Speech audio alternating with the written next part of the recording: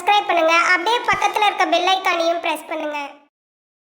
இன்றைய பதிவில் கடகராசிக்காரர்களுக்கு செவ்வாயினுடைய பெயர்ச்சினால என்னென்ன மாற்றங்கள் என்னென்ன அதிர்ஷ்டங்கள் கிடைக்க இருக்கிறது என்பதை பற்றித்தான் இன்றைய பதிவில் நாம் பார்க்க இருக்கிறோம். தமிழுக்கு விசுவாசு வருடம் வைகாசி மாதம் 23ஆம் தேதி முதல் ஆடி மாதம் 12ஆம் தேதி வரை, ஆங்கில தேதிக்கு ஜூன் மாதம் 6ஆம் தேதி முதல் ஜூலை மாதம் 28ஆம் தேதி வரை கிட்டத்தட்ட ஒரு 52 நாட்கள் ராசிக்கு 2ஆம் இடத்திலே செவ்வாய் பகவான் சஞ்சாரம் செய்திருக்கிறார். இந்த செவ்வாய் பகவான் ராசிக்கு 2ஆம் இடத்துல சஞ்சாரம் செய்யும்போது கடகராசிக்காரர்களுக்கு என்னென்ன அதிர்ஷ்டங்கள் கிடைக்கும் என்பதை பற்றித்தான் இன்றைய பதிவில் நாம் பார்க்க இருக்கிறோம்.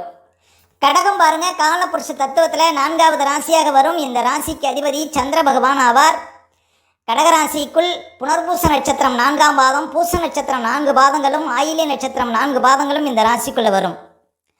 பொதுவாக கடகராசிக்காரர்கள் பாருங்கள், பயண பிரியர்கள், வெளியூர் வெளிநாடு வெளி மாநிலம் சென்று பிழைக்கக்கூடியவர்கள் பாருங்கள் கடகராசிக்காரர்கள். அதே போல் அரசியலில் அரசாங்கத்தில் உயர்ந்த பதவியில் இருக்கக்கூடியவர்களும் பாருங்கள் கடகராசிக்காரர்கள். அதே போல் நாளுக்கு நாள் பாருங்கள் உயர்வை சந்திக்கக்கூடியவர்கள் இந்த ராசிக்காரர்கள். அதே போல் பாருங்கள் இரக்கம் கருணை மற்றவர்களுக்கு உதவும் மனப்பாங்கு உடையவர்கள் இந்த ராசிக்காரர்கள். சரி, கடகராசிக்காரர்களுக்கு இந்த செவ்வாயினுடைய பயிற்சினால் என்னென்ன மாற்றங்கள் கிடைக்கப் போகிறது என பார்ப்பதற்கு முன்னால் செவ்வாய் பகவானை பற்றியும் ஒரு சில வரிகள் பார்ப்போம். நமது பூமிக்காரகன் என அழைக்கப்படக்கூடியவர் இந்த செவ்வாய் பகவான். உடல் உறுதிக்கும் மன உறுதிக்கும் காரகம் உள்ளவர் இந்த செவ்வாய். அதாவது வீரத்திற்கும் தைரியத்திற்கும் காரகம் உள்ளவர் இந்த செவ்வாய் பகவான். ஒருவர் அதிகார பதவியில் மற்றவர்களுக்கு ஆணையிடக்கூடிய பதவியில் ஒருவர் இருக்கணும் அப்படின்னா அவருடைய ஜாதகத்தில் செவ்வாயினுடைய பலம் சிறப்பாக இருக்க வேண்டும். அதே போல் அரசாங்கத்தில் உயர்ந்த பதவியில் நீதிபதியாகவோ அல்லது இராணுவ தளபதியாகவோ ஒருவர் இருக்கணும் அப்படின்னா அவருடைய ஜாதகத்தில் செவ்வாயினுடைய பலம் பாருங்கள் சிறப்பாக இருக்க வேண்டும். அதே போல் போலீஸு இராணுவம் தீயணைப்புத்துறை போன்ற யூனிஃபார்ம் சார்ந்த துறையில் ஒருவர் அதிகம் ஜொலிக்கணும் அப்படின்னா அவருடைய ஜாதகத்தில் செவ்வாயினுடைய பலம் சிறப்பாக இருக்க வேண்டும். அதே போல் மிகப்பெரிய பொறியியல் வல்லுநர்களை உருவாக்கக்கூடியவர் இந்த செவ்வாய் பகவான். அதாவது மெக்கானிக்கல், எலக்ட்ரிக்கல், அதே போல் பாருங்கள் ரியல் எஸ்டேட் சார்ந்த துறையில் ஒருவர் அதிகம் இருக்கணும் அப்படின்னாலும் ஜாதகத்தில் செவ்வாய் பலமாக இருக்கணும். அதே போல் இளைய சகோதரக்காரகன் பாருங்கள் செவ்வாய் பகவான். ஒருவர் விளையாட்டு துறையில் அதிகம் பாருங்கள் சம்பாதிக்கணும் அப்படின்னாலும் செவ்வாயினுடைய பலம் சிறப்பாக இருக்க வேண்டும். அதே போல் முக்கியமாக அறுவை சிகிச்சை துறைக்கு காரகம் உள்ளவர் செவ்வாய். ஏன் அப்படின்னா செவ்வாய் இரத்தக்காரகன். அப்போ ஒருவர் அறுவை சிகிச்சை துறையில் பெரிய நிபுணராக இருக்கணும் அப்படின்னா செவ்வாய் அவருடைய ஜாதகத்தில் பலமாக இருக்கணும். அதே போல் பஞ்சுவாலிட்டி, நேரத்தை சரியாக பயன்படுத்தக்கூடியவர்கள்லாம் பாருங்கள் செவ்வாய் பலம் பெற்றவர்கள். அதே போல் மங்களன் குஜன் பௌமன் என அழைக்கப்படக்கூடியவர் இந்த செவ்வாய் பகவான். சரி, கடகராசிக்காரர்களுக்கு இந்த செவ்வாயினுடைய பயிற்சினால் என்னென்ன மாற்றங்கள் கிடைக்கப் போகிறது என்பதை பற்றித்தான் இன்றைய பதிவில் நாம் பார்க்க இருக்கிறோம். கடகராசிக்காரர்களுக்கு கிட்டத்தட்ட பாருங்கள் ஒரு 4-5 மாதமாகவே செவ்வாய் பகவான் ராசிக்குள்ளே நீச்ச நிலையில் சஞ்சாரம் செய்து கொண்டிருக்கிறார். கடகராசிக்காரர்களுக்கு செவ்வாய் பகவான் 5க்கும் 10க்கும் அதிபதியான யோகாதிபதிங்க.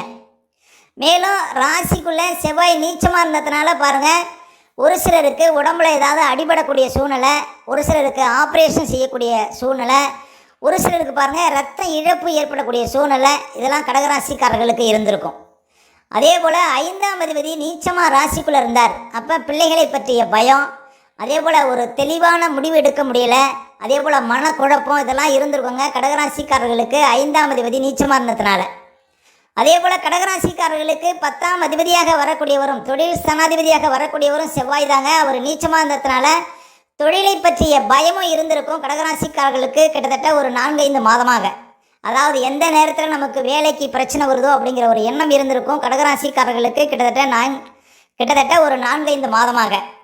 அப்போ அந்த நிலையெல்லாம் மாற இருக்கிறது கடகராசிக்காரர்களுக்கு. பாருங்கள் ராசியை விட்டு செவ்வாய் விலக இருக்கிறார். ஜூன் 6ஆம் தேதியிலிருந்து ஜூலை 28ஆம் தேதி வரையும் பாருங்கள் கிட்டத்தட்ட ஒரு 52 நாட்கள் செவ்வாய் ராசிக்கு 2ஆம் இடத்துல சஞ்சாரம் செய்திருக்கிறார். கடகராசிக்காரர்களுக்கு யோகாதிபதி பாருங்கள், இன்னும் சொல்ல போனால் முதல் தர யோகாதிபதினு சொல்லக்கூடியவர் செவ்வாய் பகவான். அவர் 2ஆம் இடத்துல சஞ்சாரம் செய்யும்போது ஆரோக்கியத்தில் இருந்த பிரச்சனைகளுக்கு தீர்வு கிடைக்குங்க கடகராசிக்காரர்களுக்கு. இந்த ஜூன் 6ஆம் தேதிக்கு பிறகு பாருங்கள் நல்ல பணப்புழக்கம் அதிகரிக்கும் கடகராசிக்காரர்களுக்கு. அதே போல் மன தெளிவு கிடைக்கும், எடுக்கக்கூடிய முடிவுகள் சரியாக இருக்கும். இந்த உத்தியோகத்தை பற்றிய பயம் இருந்ததில் கடகராசிக்காரர்களுக்கு கிட்டத்தட்ட ஒரு 4-5 மாதமாக அந்த நிலை மாறும். உத்தியோகத்தில் இருந்த பிரச்சனைகளுக்கு தீர்வு கிடைக்கும். அதே போல் புது வேலை கிடைக்குங்க கடகராசிக்காரர்களுக்கு. இந்த ஜூன் 6ஆம் தேதிக்கு பிறகு பாருங்கள், கடகராசிக்காரர்களுக்கு முதல் தர யோகாதிபதியே செவ்வாய் தாங்க. அவர் 2ஆம் இடத்துல சூரிய வீட்டில் சஞ்சாரம் செய்திருக்கிறார். அப்போ நல்ல ஒரு அதிர்ஷ்டத்தை, நல்ல ஒரு மாற்றத்தை இந்த காலகட்டத்தில் கடகராசிக்காரர்கள் பார்க்க போகிறீங்க. கிட்டத்தட்ட ஒரு 4-5 மாதமாகவே செவ்வாய் ராசிக்குள்ளே நின்றதுனால ஒரு மனக்குழப்பம், எதிரையும் ஒரு தெளிவில்லாத ஒரு நிலையை தான் பார்த்துருப்பீங்க. எதிரையும் ஒரு பதட்டம், ஒரு பயம் இருந்திருக்கும் கடகராசிக்காரர்களுக்கு. அந்த நிலை மாற இருக்கிறது கடகராசிக்காரர்களுக்கு பாருங்கள் ஜூன் மாதம் 6ஆம் தேதிக்கு பிறகு. மேலும் கடகராசிக்காரர்களுக்கெல்லாம் பாருங்கள் அஷ்டம சனி முடிந்து விட்டது. இப்போது சனி பகவான் பாருங்கள் ராசிக்கு 9ஆம் இடத்திலே மிக வலுவாக சஞ்சாரம் செய்து கொண்டிருக்கிறார். அதாவது 7ஆம் அதிபதி சனி பகவான் 9ஆம் இடத்திலே சஞ்சாரம் செய்து கொண்டிருக்கிறார். அதே போல் குரு பகவான் பாருங்கள் கடகராசிக்காரர்களுக்கு யோகாதிபதி, அவரும் ராசிக்கு 12ஆம் இடத்துல சஞ்சாரம் செய்து கொண்டிருக்கிறார். கடகராசிக்காரர்களுக்கெல்லாம் பாருங்கள் சுப செலவுகளை கொடுக்கும் குரு பகவான் 12ஆம் இடத்துல சஞ்சாரம் செய்வது. அப்போ பாருங்கள் கிட்டத்தட்ட பாருங்கள் கடகராசிக்காரர்களுக்கு ஜூலை 28ஆம் தேதி வரையும் ஒரு பக்கம் செவ்வாயும் ஒரு பக்கம் குரு பகவானும் இருப்பார். அப்போ புதிய பதவிகள் தேடி வரும் கடகராசிக்காரர்களுக்கு. ஏன்னா ஒரு பக்கம் செவ்வாய் சஞ்சாரம் செய்கிறார், ஒரு பக்கம் மிகப்பெரிய சுபக்கிரகம் பாருங்கள் குரு பகவான் சஞ்சாரம் செய்கிறார். கடகராசிக்காரர்களுக்கு தர்மத்துக்கும் கர்மத்துக்கும் உடைய குருவும் செவ்வாயும் 2 பக்கமும் இருப்பதனால பாருங்கள் உங்களுக்கு அதிகார பதவிகள் தேடி வரும் கடகராசிக்காரர்களுக்கு ஜூன் 6ஆம் தேதிக்கு பிறகு. ஜூன் 6ஆம் தேதிக்கு பிறகு எடுக்கக்கூடிய அத்தனை முடிவுகளிலும் பாருங்கள் உங்களுக்கு அதிர்ஷ்டங்கள் ஏற்படும். சென்ற இடமெல்லாம் உங்களுக்கு சிறப்புகள் கிடைக்கும். அதே போல் பிள்ளைகளுடைய ஆரோக்கியத்தில் மேம்பாடு கிடைக்கும். அதே போல் பதவி சார்ந்த விஷயத்தில் பாருங்கள் முன்னேற்றம் கிடைக்கும். அதிகார பதவிகள் தேடி வரும் கடகராசிக்காரர்களுக்கு. ஏன் அப்படின்னா ராசிக்கு 2 பக்கம் பாருங்கள் யோகாதிபதிகள் சஞ்சாரம் செய்கிறாங்க. இது கடகராசிக்காரர்களுக்கு நல்ல அதிர்ஷ்டத்தை கொடுக்கும் அப்படின்னு சொல்லலாம். அப்போ கடகராசிக்காரர்களுக்கு இந்த செவ்வாயினுடைய பயிற்சிக்கு பிறகு நல்ல மாற்றங்களும் நல்ல முன்னேற்றங்களும் தானாக தேடி வரும் அப்படின்னு சொல்லலாங்க. நல்ல தசாம்புத்திகள் நடைமுறையில் இருந்தால் இந்த பலன் இன்னும் கூடுதலாக கிடைக்கும் கடகராசிக்காரர்களுக்கு.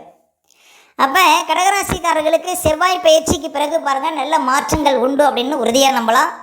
மேலும் பாருங்கள் கடகராசிக்காரர்கள் ஜூலை 20ஆம் தேதியிலிருந்து ஜூலை 23ஆம் தேதி வரையும் இந்த 4 நாட்களும் ஒரு சில விஷயத்தில் விழிப்பாக இருக்கணும். ஏன் அப்படின்னா பாருங்கள் கடகராசிக்காரர்களுக்கு 5க்கும் 10க்கும் அதிபதியான செவ்வாய் கேதுவோட நெருக்கமாக ஒரே சாரத்தில் பயணிக்கிறாங்க. அப்போ கடகராசிக்காரர்களுக்கு 5ஆம் அதிபதி செவ்வாய் கேதுவை நோக்கி பயணிப்பதனால 5ஆம் இடங்கிறது புத்திரஸ்தானம். பிள்ளைகளுடைய ஆரோக்கியத்தில் இந்த காலகட்டத்தில் கவனம் செலுத்துங்க. அதே போல் ஒரு குழந்தை பாக்கியம் வேணும் அப்படின்னு இந்த காலகட்டத்தில் மருத்துவ செலவு செய்வது பாருங்கள் உங்களுக்கு யோகத்தை கொடுக்காது. அதே போல் இந்த ஜூலை 20ஆம் தேதியிலிருந்து 23ஆம் தேதி வரையும் இந்த 4 நாட்களும் இந்த காலகட்டத்தில் புதிய முடிவுகள் எதுவும் எடுக்காதீர்கள். அதே போல் இந்த காலகட்டத்தில் பூர்வீக சொத்துக்களை விற்காதீர்கள்.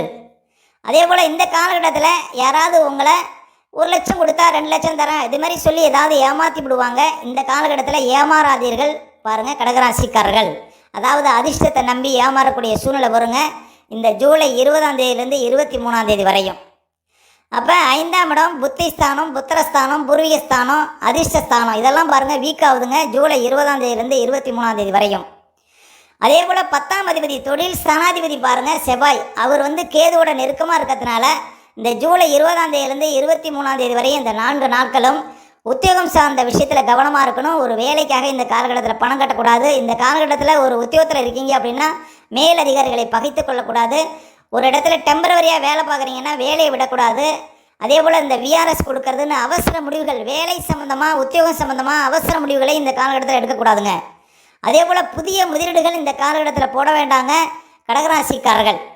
அதே போல் குடும்பத்தில் சுபகாரியங்கள் ஏதாவது பண்ண போகிறீங்க அப்படின்னா இந்த காலகட்டத்தில் சுபகாரியங்களை தவிர்ப்பது நல்லது இந்த 4 நாட்களும்.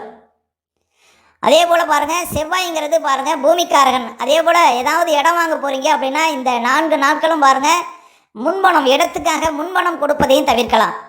அப்போ கடகராசிக்காரர்கள் ஜூலை 20ஆம் தேதியிலிருந்து 23ஆம் தேதி வரையும் மேற் சொன்ன விஷயத்தில் கொஞ்சம் விழிப்பாக இருக்கணும் கடகராசிக்காரர்கள். மொத்தத்தில் கடகராசிக்காரர்களுக்கு பாருங்கள் செவ்வாயினுடைய பயிற்சி நல்ல மாற்றத்தை கொடுக்கும். ஏன்னா ராசிக்கு 2 பக்கம் பாருங்கள் யோகாதிபதிகள் சஞ்சாரம் செய்கிறாங்க. அப்போ ஜூலை 28ஆம் தேதி வரையும் நல்ல மாற்றத்தை நல்ல அதிர்ஷ்டத்தை கடகராசிக்காரர்கள் அனுபவிக்க முடியும். மேலும் தகவலுக்கு எங்கள் சேனலை மறக்காமல் சப்ஸ்கிரைப் பண்ணுங்கள். நன்றி.